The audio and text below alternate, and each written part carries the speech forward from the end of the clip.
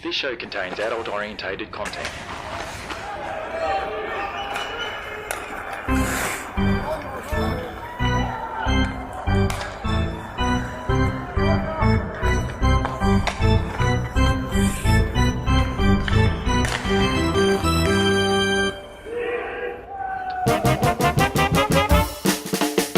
You're listening to Smegcast with Matt, Gary and Devon.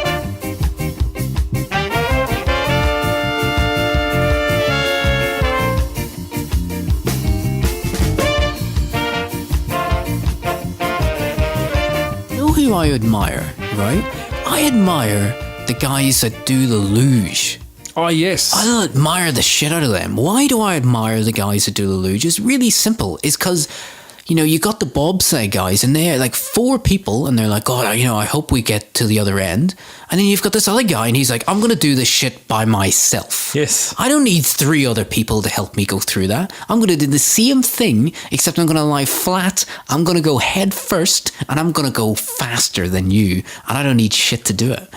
Well, that's an economic way to get that thing done. Unless you're like the Jamaican bobsled team, where they basically, when we're trying to learn the right routine, copy the Germans. Yeah, right, so the Germans. So they, instead of them sort of counting, you know, they would sort of be counting in German. Yeah, going, right. Eins, zwei, drei.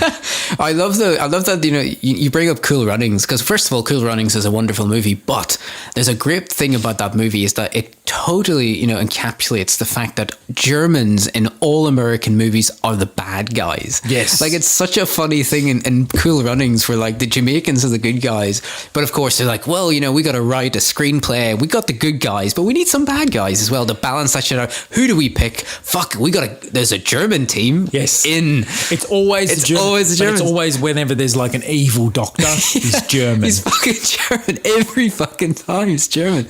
I love it. Mangala, Dr. Mangala. It's like, no, there's more than, you know, there's other countries that have bad doctors as well. I mean, there's got to be more, you know. It's all Germans. I mean, it's like these people who go and get like breast enlargements, you know, they go to like Asia and then they come back with, you know, one boob the size of a tennis ball and the other one the size of a melon. Yeah. You know, I mean, that's a bad doctor. I know, that would be a German doctor. That would be, you know. Could very well be. They call him the butcher, you know, and it's like that. But I love Cool Runnings because I got that great scene where they go into the bar and they're all like just getting a drink and the guy's like, oh, here you go. And then he's like, oh, hello there, Jamaica. We've got to go to a Kraftwerk concert in Stuttgart. So auf Wiedersehen. We will see you at the finish line, yeah, you know. But the funny thing is actually another race that seems to often be considered to be a mean race of people is Iceland. Now, I don't know if you ever saw the movie Mighty Ducks. Yes. And there was Mighty Ducks too. I think they went to the Olympics. Is that like the team where they're like wearing black? All black. Yeah, the coach. Yeah, right. Yeah, I think he was called the dentist. Yeah, right. And he had the hair slicked back. Slicked awesome. Back, you know. It was just... He's such a cheesy bad guy, man. And he's like, you know, you can't do that. You're cheating. You're breaking the rules.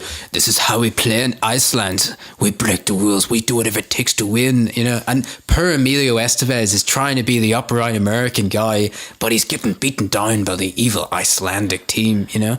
But it's sort of funny when you sort of think, you know, like the writers of Mighty Ducks too. Right. I mean, you know, they're sort of thinking, you know, the team at Disney there would be sort of thinking, okay, we've got a movie about ice skating. What kind of country should we have an opposition to do with ice? Right. Like a land of ice. If only there was some ice land. Wait a second. Iceland. There we go. Wow. I think we got something here. And you know what? We're going to make a fortune off this. It was a funny movie, man. You know, you got to love a movie series that is so out of ideas by the third one that they couldn't even afford to have Emilio Estevez in the movie. I know. And you know, if you get to the point with your movie series where you can't afford Emilio Estevez to be in that movie, you've got some problems. Oh, look, if they had kept on going down that path with other movies, we'd be up to like things like Police Academy 64. The retirement home. Yeah, exactly. I get it. Yeah. Police Academy, I think that was done. It was done by like the second movie, but you know, the Mighty Ducks, you could do a reunion now. Like, you could get them all back and they're all like in their 40s and they've got children. but the Icelandic guys are like still winning and they want to come back for one more rope, I think he could do that. That'd be a good movie. But apparently, and I don't know if there's any truth to this, but from what I'd heard with the Mighty Ducks, the whole purpose of that movie was actually because they knew they wanted to create a new hockey team. Right. In I think it's the Anaheim. NHL. Yes. The National Hockey League. I think it's Anaheim, isn't it? Yeah, so you got Anaheim Ducks. Right. So was that team created at the same time the movie came out? No, I think what it was, I think they wanted to obviously promote it, like get people sort of interested in a team. Because let's put it this way, if you in hockey in general. Yeah, and if you want to get if you just put out a name, people go, oh, who's that? But, when there's that sort of interest then because of the movie. Yeah, right.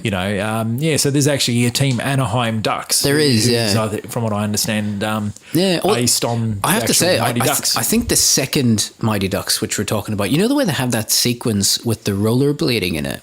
Is that the one where they're doing the flying duck maneuver where they're going quack? Yes, quack, and they get the flying V, I think it is, isn't it? Yeah, they do the flying V, but at the beginning of that movie, there's an extended sequence where I think they're like meeting all the team members at different parts of the city. Yes. But because they're not on ice, because the bloody city's a normal city with sun, they're actually on rollerblades everywhere. And so the whole sequence is just them on rollerblades for like 15 minutes doing stunts and stuff.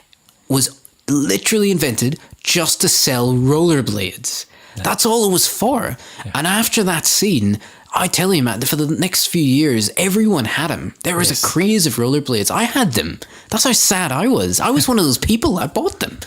So, they're very good at like doing that product placement stuff. And you know what? I met an American guy when I was in school, and he was really into hockey, and I got into it a little bit as well. So it did kind of work on me a bit. That movie's quite. But it would have been very hard rollerblading in Ireland with all the cobblestone streets. Are you kidding? Things. You're not kidding me, man. Even flat tarmac. It wasn't like the flat tarmac. Like freshly laid tarmac on a road. It's very smooth, right? They didn't have that there. They had that tarmac where it's like got just pebbles on top of it, a loose pebbling. Yeah, well, that's the thing. I think usually if anyone's thinking of rollerblades, they're usually thinking of more like California or Miami, that type of thing. There used to be sort of the computer games like LA Games or what was it, California Games. California Games. Do you remember that game? Yeah. They had was it Footbag and they freestyle and that was for like the Master System. Did you ever play that one? Yes. That was and they had surfing, but it was impossible because every time you got on the board, you fell off it, and you had to go through the curl of the wave. Oh, see, I mastered it. Did you master? I was terrible at that. It was too hard, man. I just kept doing it and falling off all the time. No, the key was I think you had to get to the top of the wave, and then you had to actually do like a 360.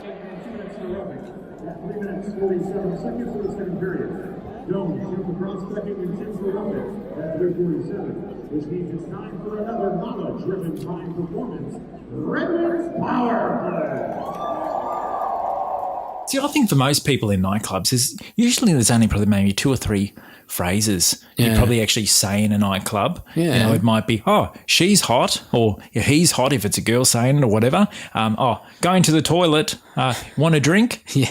That's it. Oh, well, in a nightclub, I've had the experience, and you can correct me if I'm off on this, but like, when I leave a group, I like to tell them I'm going to the bathroom. Yes. I think it's just a polite thing to do, like I'm going to go to the bathroom. But a few times, like recently, I've actually done this, and they're like, what the fuck are you telling me for? It's got nothing to do with me. I'm kind of like, I'm just saying, just polite, innit? Yes. Maybe you'd worry where I am, God forbid. Because there are some people who would actually then walk out of the nightclub to try and find you. Yeah, rather than actually look around the nightclub and think, let's just check the other room. Oh, he must have gone outside. Let's go outside. Let's get outside. Oh, he must have went home. Let's get a cab. But I find girls are very good at asking other girls to go to the toilet. I don't know what it is about girls and nightclub toilets. Right, yeah. Well, it's a social thing, isn't it? I mean, we don't go to the toilet and talk, though. No, see, we've got etiquette. Well, yeah. I mean, girls have etiquette too. But it's a social thing, though. I think it's more like they like to go and then they like to have a powwow and stuff like that. Yeah. But the toilet for us is like it's a means to an end, very quick. Like we're already there for one reason. Well, usually for a typical guy in a nightclub toilet, usually as soon as you open the door, you more or less have to catch a ferry boat across all the piss. Yes, that's true. That's pretty much how it is. Mostly when you open the cubicle door, you take a swift breath and go. Well, the other thing is too. Usually, like you can't use the cubicle door because the cubicle, because as soon as you open the door, there's usually that much water that it's actually sitting to the top of the seat. And there must have been a fucking elephant in here, man. Because I don't know how a toilet gets clogged up so quickly. Yeah, no. I have no idea. You know, the nightclub could open at 10 o'clock. Yeah. You walk in at 10:01, and it's like, oh shit, you know, it's clogged up. How? How? I was the first person in here. Was it the janitor who spewed up in the toilet? Hang on a sec. I think these toilets just don't work, you know. And see, there's no eye contact. No. You see, that's the other thing. I mean, usually a lot you can't do that, though. There's no eye contact. It's a very dangerous thing to do, though. Yeah. You know, that's it. You can't. It's usually just eyes down, do your thing and get out. But there's always that one guy who just doesn't have that sort of... You know, I don't know if people haven't taught him about barriers and boundaries. You know, people, and I think this has probably happened to so many guys out there over the years, where you know you're standing there at the urinal urinating, and there's a guy standing there right next to you having a conversation, and you're like, I'm trying to go to the toilet. I'm just trying to take a fucking piss. I mean, there's a thing called stage fright, you know? Oh, yeah. I mean, I get that, though. I can't piss next to somebody. Nah. I don't care what people think of me. I can't do it, though. I just can't. It's just a thing, you know? There's that good scene in Pelham 123, you know, the remake? Yes. And John Travolta's on the train, and all the guys there's two people want to take a piss, and I think the adult wants to piss and the little boy wants to take a piss. So all these guys have got guns around them, and they go, both of them take a piss. And the little boy pisses like a waterfall, and the man can't do shit because he's got stage fright. And then John Travolta says, that kid's going to be a fucking rock star. And I was like, yes, because anyone that can do that, they've got good, you know, mental control. But I can't do that shit, you know, especially not, it's just not comfortable though. Not at all. Well, something I did want to bring up as well, actually. I went to see a movie. I went to see The Martian. You know, the Matt Damon movie, right? Yes. So it's the Matt Damon movie where he's in space. And this sounds really sad to say, but all I could think about was that I really appreciated that this was a movie that allowed the hero to take a break and go to the toilet every once in a while and have to eat. Yes. And have to do normal things that heroes have to do that other movies don't show. Yes. And so it kind of bugged me for a while. I was thinking, you know what? I really wish that filmmakers nowadays are going to spend time. Not, you know, I'm going to jump out of the plane and save the world, but just give me 5 seconds because I'm going to have to go and take a piss. Yes. And I'm hungry. I've been up for 24 hours straight and I've been chasing these terrorists around this country. But you know what? I need some food now and I'm going to go get some food. And that's what I'm going to do. And then and that's the movie. You know, the movie is about them just trying to do the normal stuff. And I totally agree. I've felt the same way about cartoons. Right. I mean, you think, you know, like as a kid, you'd watch like the Roadrunner cartoons. Right. Where Wile E. Coyote falls off a cliff. Yeah. And there's this little puff of smoke at the bottom. You know, and you sort of think, he would have broken some bones, some serious bones there. I mean, I want to sort of see like an episode where he's actually like in a wheelchair. Yeah. You know, he was bashed and bruised. He's kind of mentally scarred. Yeah. I mean, you imagine a coyote falling off a cliff. I want to see him go to his therapist's office, and the whole episode is just him going, you know, I got to tell you, it's rough out there. Yeah, it's a tough racket. I think also like a psychiatrist would say he's a bit obsessive compulsive. Very much so. You know, I mean, just that, you know, narrow-minded thought of I just want that Roadrunner. I feel like you're fixating right now. And I think you need to let some things in your life go. Well, this is what I was thinking when I was watching The Martian. I was thinking, you know, this got to be ways of incorporating this kind of day-to-day survival stuff in other movies, you know? So I was thinking of like, you know, in, you know, Mission Impossible, you know, Tom Cruise has got to take a little bit of time out, have a glass of water, he pees, you know, he's not going to do that just yet. I'm going to just chill out for a bit, read a book, and just, you know, just relax for a bit. Something that really annoyed me was, 24. You know, yes. What I loved about 24 is that because it's in real time, like it is every minute of this guy's day, 24 hours straight, and the guy never pees. Yes. He never pees once. It's like 24 hours. All he does is run, sweat, pant, and look incredibly intense all the time. And he never stops. He never eats. He never does anything. And I really would have appreciated with just one episode dedicated to, say, food. Yes. Because I think it's like an hour an episode, isn't it? So yes. It's like, so you could take an hour and that would be dinner. And I'm just gonna eat now. Yes. And it's just 60 minutes of him eating or cooking and eating. Either one, it's fine. But just do You that. could have gone through a drive-through. Yeah, exactly. Could have had the SWAT team, kind of gone into it like a KFC drive-through, you know. Yeah. I'm busy, man. Call me back. Yeah. I'm busy. It's my break. What's the problem? Do I have to speak to the union? I mean, Yeah. I've got I'm entitled to an hour's lunch break.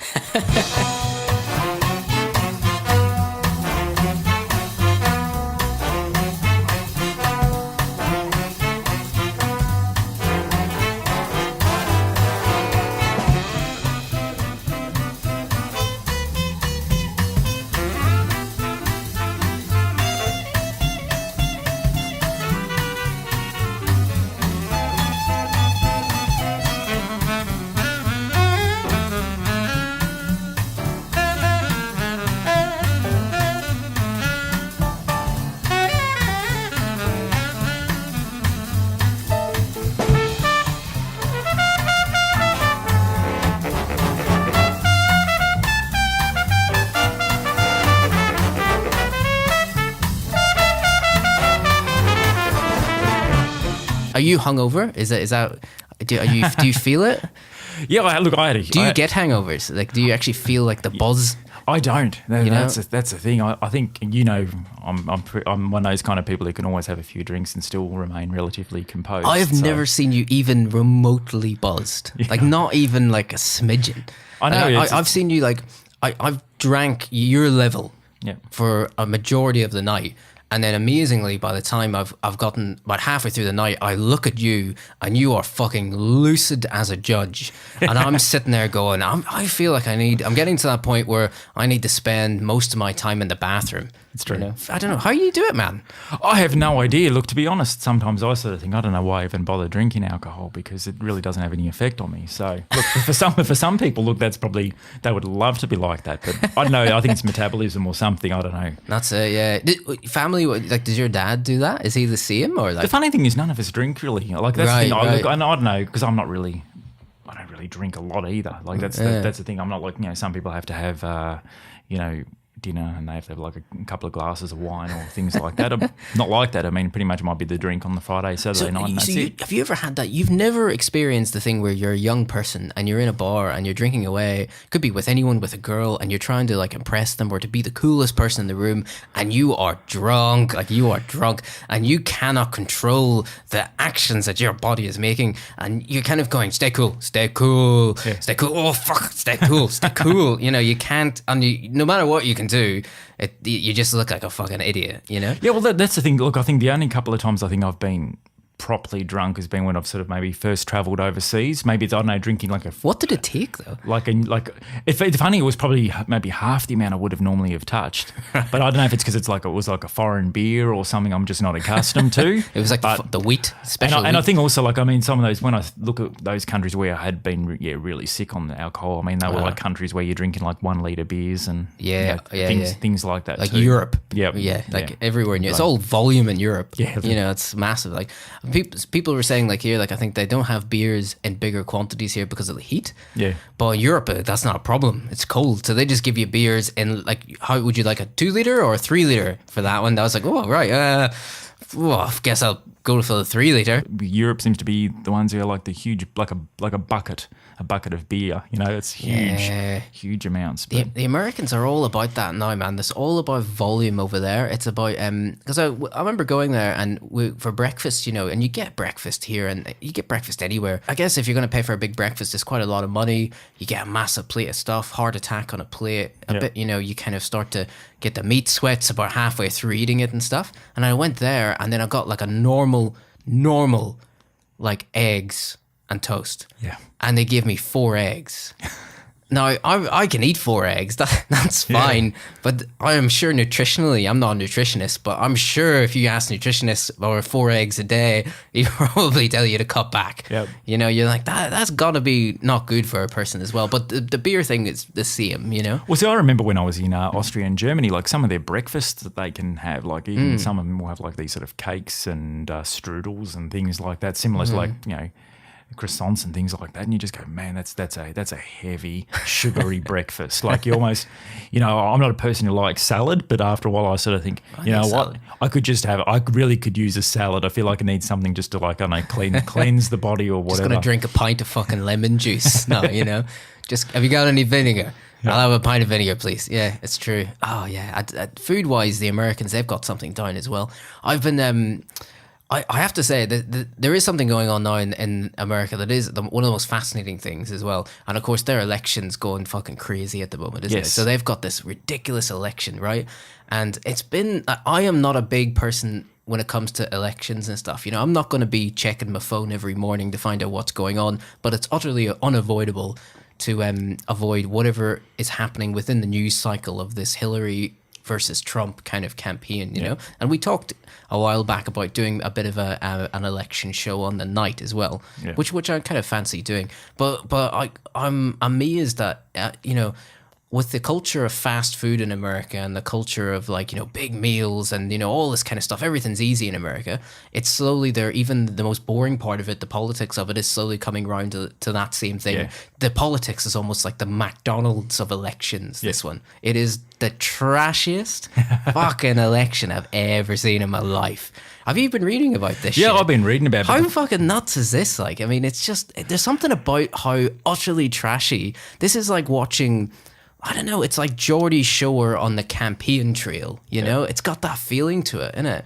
Yeah, it's funny. It's like you look at both of them. Like Hillary and Trump, and you sort of think it's like trying to pick the best of a bad bunch. Oh, literally, he is hilarious. So like he's got balls, man, because he's just sitting there going, he's talking on fucking... they've got him talking about grabbing all sorts of shit, grabbing pussies and all this kind of stuff. He said it, and they got it on audio tape, and he's like, nah, I didn't do that.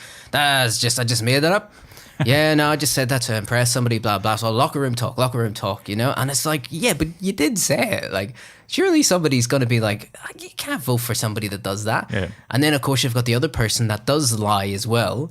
But they're very good at like, oh no, I haven't done that. They hold up a very, very good mirror to everything else. Everything bounces off them. You know, it's fascinating though, isn't it? Yeah, it's funny with politicians too, because I mean they sort of they never want to sort of admit anything, but even if they would like to have an affair, they would sort of be saying things like, it's not my fault. I had sex with that woman. I accidentally fell over and part of myself entered her. Yes, it was a mistake. It was a mistake. I Honestly, tripped. she was there. I tripped and fell into her vagina. As a matter of fact, it was her fault for being in that position. Yeah, because she was there. What's going to happen when you're in that position? And this is going to happen. And she should have had clothes on, and for some strange reason, she was on the bed. Yeah, that was odd. Yeah. But no, I didn't have sex with her. No. It was just fell over and. Yeah. Or it's more you have to love people that do this. When you're in court and you have to do so did you have sex? And you're like, well, it depends what you mean by the definition of sex. And it's like, what the fuck does that mean? I can tell you the definition. It's pretty fucking clear. Well, hang on now. It may not be clear because, sex to one person may mean something different to another person. I knew someone who once sort of thought like that, if you sit on a toilet seat and water splashes up your bum when a poo drops, that like... Is there a word for that? Apparently that counts as like a homosexual encounter. Oh my God. And I'm going, okay, I thought it was just water splashing on your bum from the toilet bowl. That's true. And you know what? There's got to be a word on the internet for when that happens. There's a technical term for it. Yeah. There's a lot of people having some homosexual encounters out there today.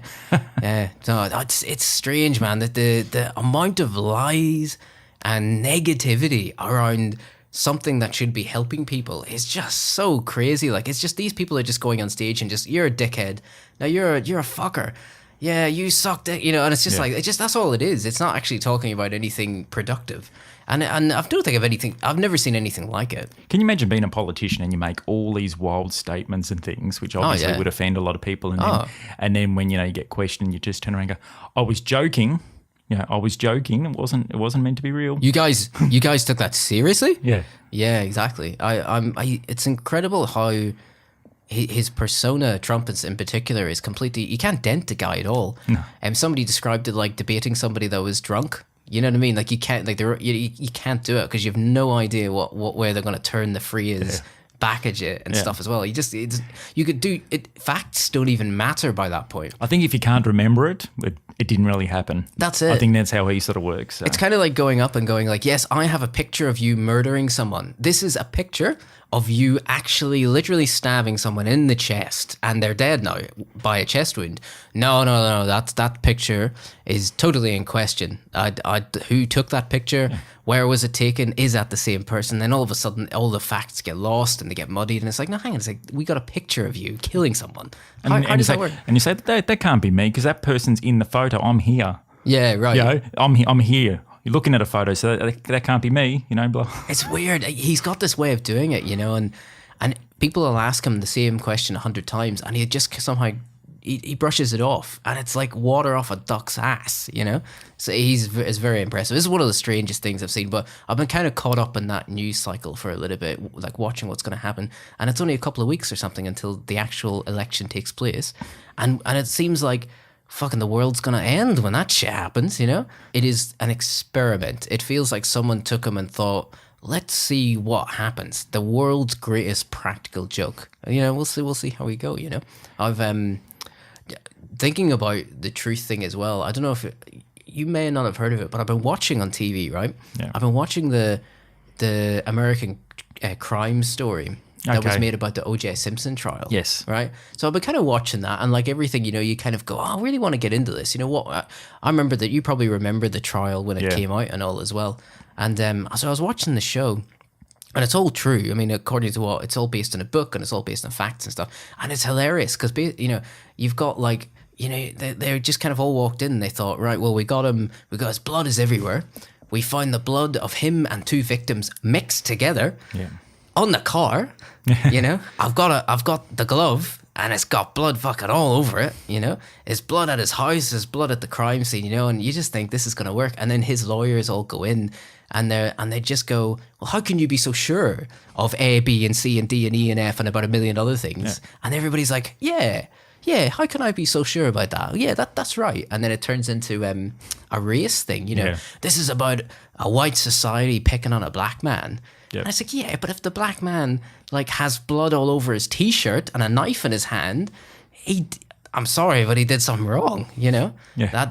I've been thinking about that a lot, and I think that kind of ties into the election a bit. It's like the idea of what truth is just fucking all over the place. Because I don't think O.J. Simpson like had those two guests over, and then he's gone, oh, look, I've got a cheese platter here, and then he accidentally trips over. Yeah. The knife sort of, you know, flicks into one of their chests or whatever. Right. He pulls it out, blood squirts all over him, then he trips over and then goes, oh, I better put my hand down. I've put my hand on the bloody glove. Oh my word. No. Oh, look at this stain. It's going to need, you know, I've got to get it out of the carpet quick. I better get in the Bronco and drive and get some cleaning product to make sure, you know, it doesn't seep into the carpet. Oh, the cops are following me. Oh my word. I suppose I should just keep going. Yeah. You know, I really need to get that cleaning product, you know. Yeah, they must be thinking, oh, geez, they must have noticed the urgency of getting this blood stain out of the carpet. Yeah. They're probably giving me like a special parade, get me to the grocery store quicker. Oh, totally. And so, you know, part of the things they were saying is that like the guy had a disguise in the car. Yeah. Like he had a disguise. Yeah. So like, I mean, fuck me. Like, I mean, we got the blood. He's running from the cops. Yeah. He's got a disguise in the back.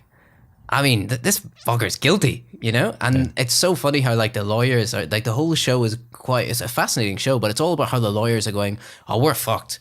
Like, they're going to kill us. And then somebody comes up with an idea and they thought, well, actually, no, we could use this against them. Yeah. You know, and it's just ridiculous how you see a bunch of people going, you know, he probably did it, but since we're paid to tell everyone how he didn't do it, let's come up with a master plan to stop this from happening. It's infuriating, like, to watch it, but it's brilliant. Absolutely brilliant. Highly recommended as well. So I do see a parallel between that and kind of the Trump campaign and the idea of like, it doesn't really matter what's out there. All that matters is that, you know, that's not really what really happened. You know, that's just locker room talk, blah, blah, blah, blah, blah. You know? Well, the thing is, I mean, can you imagine like our politicians here in Australia are just not cool at all? Like, can you imagine like any of them here in Melbourne, like, you know, getting into a car and trying to outrun police? I mean, to be honest, the way our congestion is around this city, you know, you'd be only able to go like 100 metres and then you think, oh shit, I better turn off Hoddle Street now. Yeah, I better get off. And you know what? I can walk faster than the tram. Shit, it's 4:30. Yep. Fuck. I'll just walk faster, but Yeah, it's not like, I know you couldn't really do it in London, could you? You wouldn't get very far. Car chases aren't the same, you know. I see, I watched the Fast and the Furious, you know, and they filmed everything in London, and all they do is speed around London at 100 miles an hour, you know, blowing shit up. And I was like, there is no fucking way that you could be able to fucking you wouldn't, 2 seconds. There's a different version of that movie, and it's them in traffic for 2.5 hours trying to get somewhere.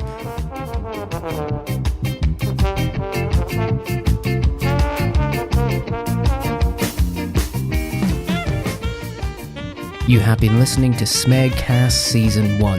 Thank you so much for listening. If you couldn't tell already, we are a little bit lazy, but we are working on more episodes. So do indeed like us on Facebook, sign up for our iTunes feed, and do keep checking back at our website. We will have more episodes ready as soon as possible. Visit us at smegcast.com.